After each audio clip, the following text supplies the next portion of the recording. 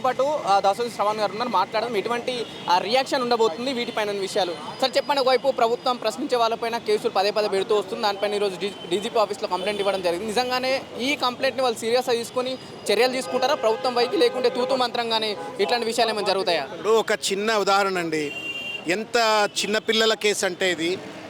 చక్రధర్ గౌడ్ అనేటువంటి సిద్దిపేటలో ఉన్నటువంటి ఒక అనామకమైన వ్యక్తి, ఒక సాధారణమైన సివిలియన్ వచ్చి నా ఫోన్ హరీష్ రావు ట్యాప్ చేస్తున్నాడు అనగానే పోలీసులు ఎగిసెగిసిపడి హరీష్ రావు గారి పైన కేసులు పెట్టి జైలులో పెట్టాలనే ప్రయత్నం చేయడం ఎంతవరకు న్యాయం?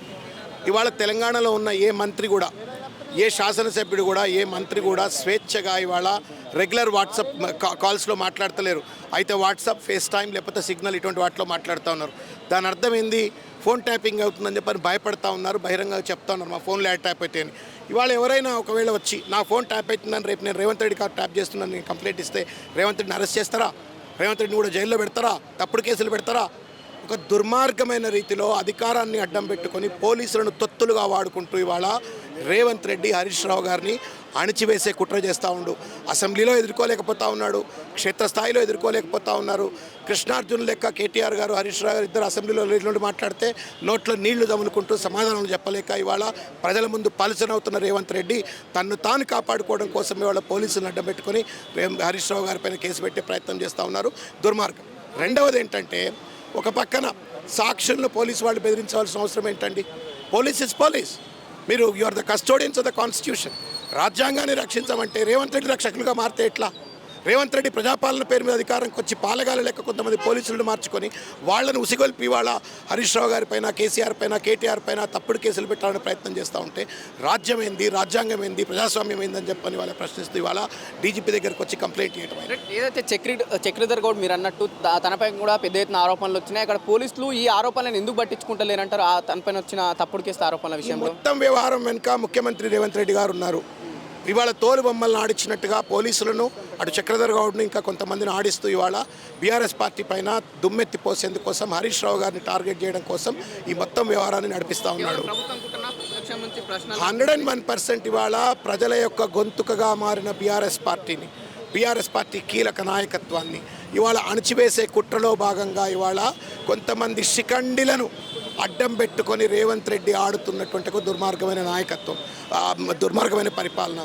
ఆ శిఖండులు పోలీసులు కూడా దాంట్లో ఇవాళ చలామణి అవుతా ఉన్నారు. అది అత్యంత నేరం. ఇప్పుడు అయితే ప్రచారంలో నేను 6 గ్యారెంటీలు ఇస్తే సోనియా గాంధీ 7వ గ్యారెంటీ అని డెమోక్రసీని తీసుకొచ్చారు.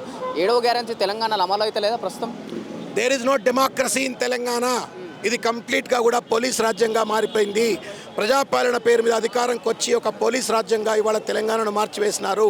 ఎక్కడికక్కడ ఇవాళ ప్రశ్నించే గొంతుకలపైన, ప్రతిపక్ష పార్టీ నాయకులపైన, సామాజిక మాధ్యమకారులపైన, చివరైతే మాకు పెన్షన్ ఎందుకు ఇస్తలేరంటే కేసు, మాకు రైతు బంధు ఎందుకు ఇస్తలేరంటే కేసు, మాకు రుణమాఫీ ఎందుకు చేస్తలేరంటే కేసు, కేసీఆర్ జిందాబాద్ అంటే కేసు, కేటీఆర్ జిందాబాద్ అంటే కేసు, హరీష్ రావు జిందాబాద్ అంటే కేసు. ఇవాళ మొత్తానికి ఒక రాక్షస మనస్తత్వంతో, సాడిస్ట్ మనస్తత్వంతో రేవంత్ రెడ్డి వ్యవహరిస్తూ ఇవాళ రాజ్యాంగాన్ని కూని చేస్తూ, ప్రజాస్వామ్యాన్ని కూని చేస్తూ పోలీసులను పాలగాళ్ళుగా మార్చుకొని ఇవాళ వ్యవహరిస్తూ ఉన్నారు.